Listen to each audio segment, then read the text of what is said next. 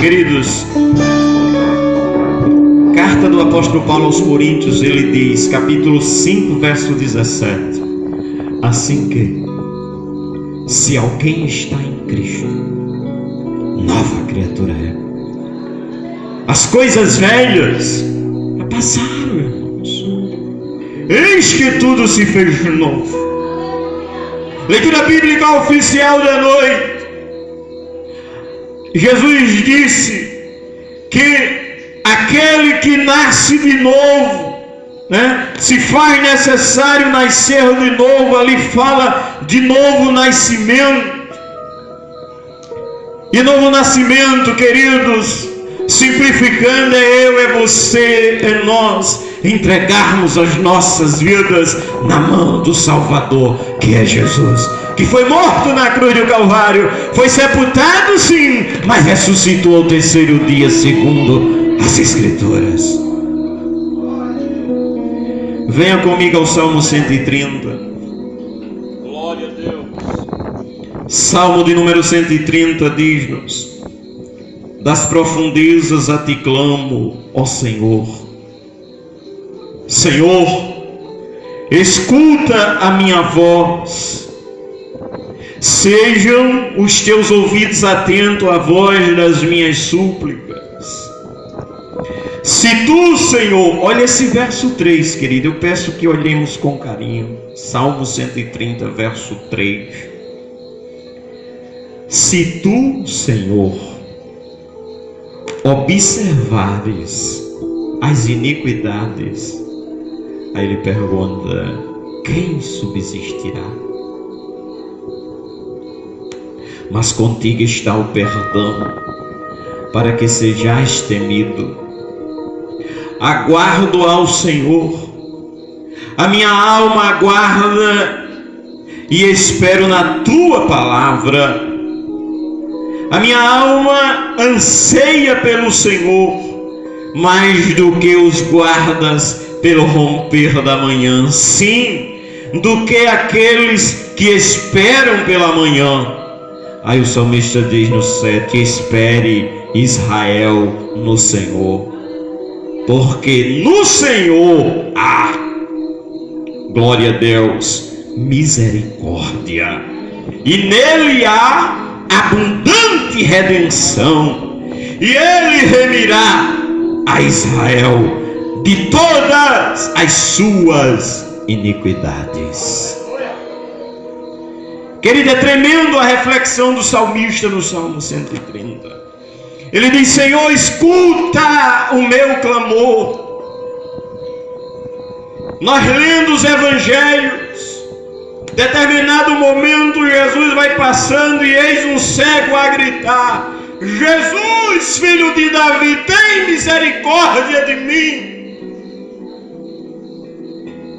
Glória a Deus. Espere, Israel, no Senhor, porque nele há abundante graça. Espera no Senhor, porque nele há misericórdia, irmãos. Você sabe o que é misericórdia?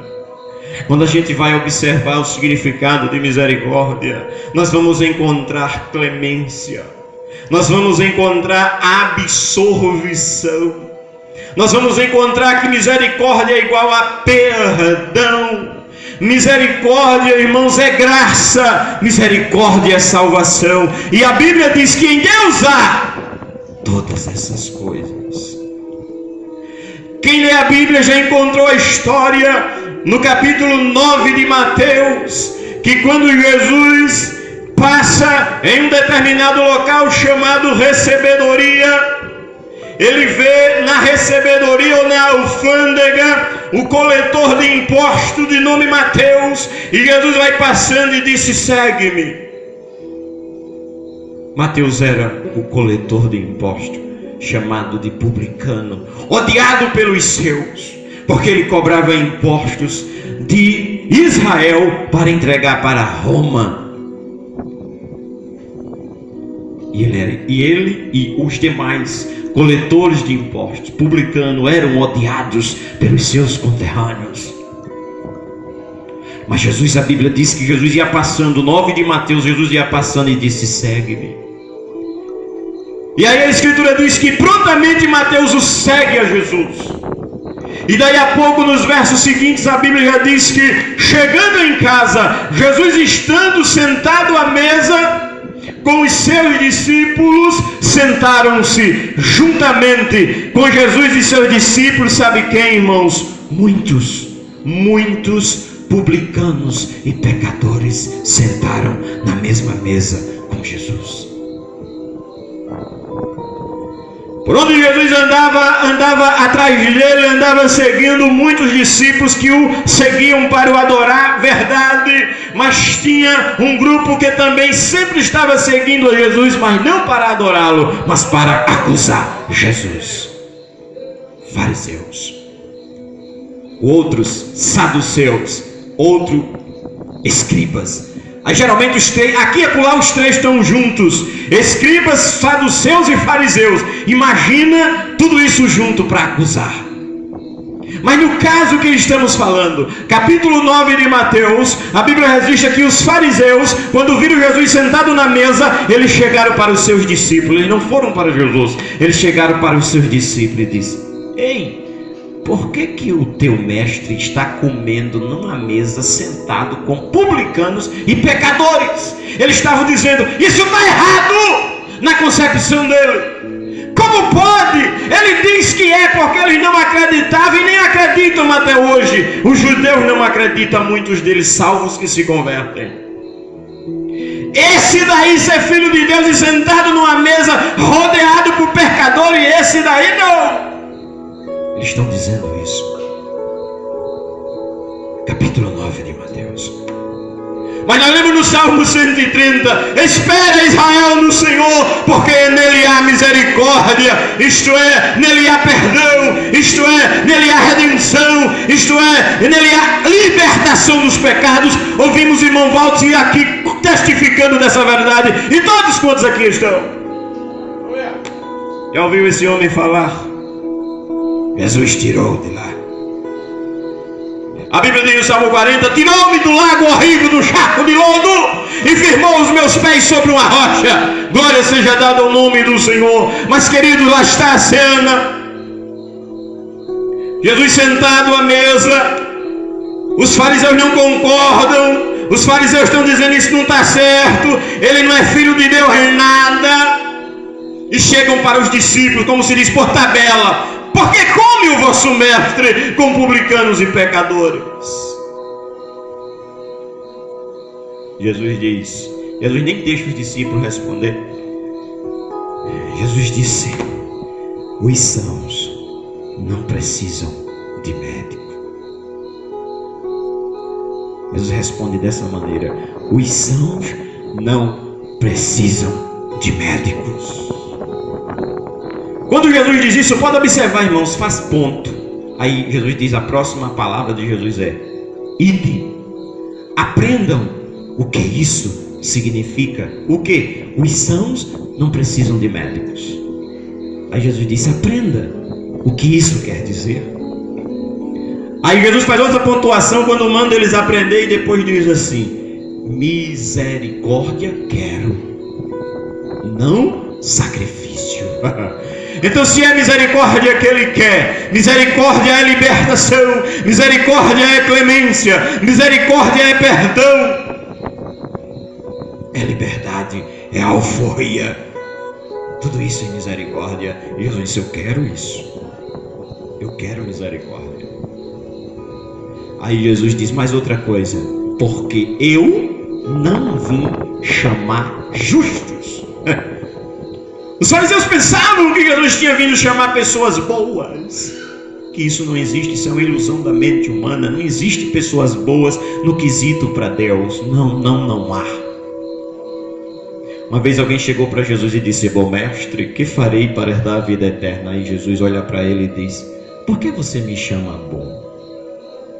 Não há um só bom a não ser Deus o Pai. Glória a Jesus. Aí Jesus disse, irmão, respondendo a pergunta, por que come o vosso mestre com publicanos e pecadores? Jesus disse, os sãos não precisam de médico, mas sim os doentes. Ide e aprendei o que isso significa. Misericórdia quero, disse Jesus, e não sacrifício, porque eu não vim chamar justos. Aí ele diz a quem veio chamar. Ele disse, eu vim chamar os pecadores ao arrependimento. É óbvio, irmãos. É lindo o que ele diz na casa de Zaqueu. Em determinado momento Jesus também está comendo, fazendo uma refeição, não sei se tarde ou noite, meio-dia ou noite. Aí Zaqueu se levanta e diz, Senhor, se eu tiver defraudado alguém, eu quero restituir quadruplicado. Aí Jesus levanta-se e diz, hoje veio a salvação a esta casa, porque este também é filho de Abraão. E o verso 9 diz, Mateus 19, verso 9 e 10, porque eu, o Filho do Homem, veio buscar e salvar o que se havia perdido. Foi isso, queridos, que Jesus veio fazer.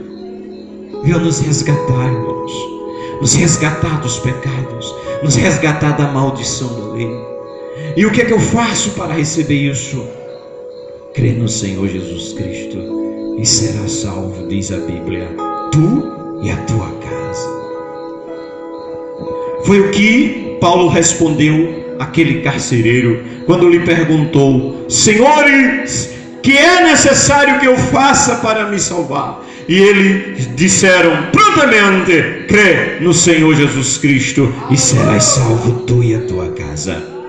Também na leitura oficial da noite disse, porque Deus amou o mundo de tal maneira que deu o seu Filho unigênito, para que todo aquele que nele crê não morra, não pereça, mas tenha a vida eterna.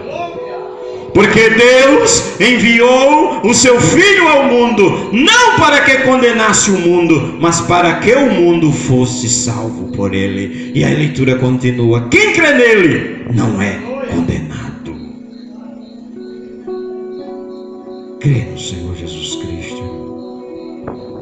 E você que acompanha o programa Graça e Vida sabe que o que nós falamos ali é sempre em cima disso. É procurando trazer isso, procurando trazer esse tentar dentro das nossas limitações, esclarecer essa verdade. Glória seja dada ao nome do Senhor. Mais uma vez, nós somos agradecidos a Deus pela sua vida, por você que veio nesta noite e por suportar esse frio, viu? Que Deus abençoe, em nome do Senhor Jesus. Agradeço a todos. E acho que a nossa irmã Edilene já está saindo, tá?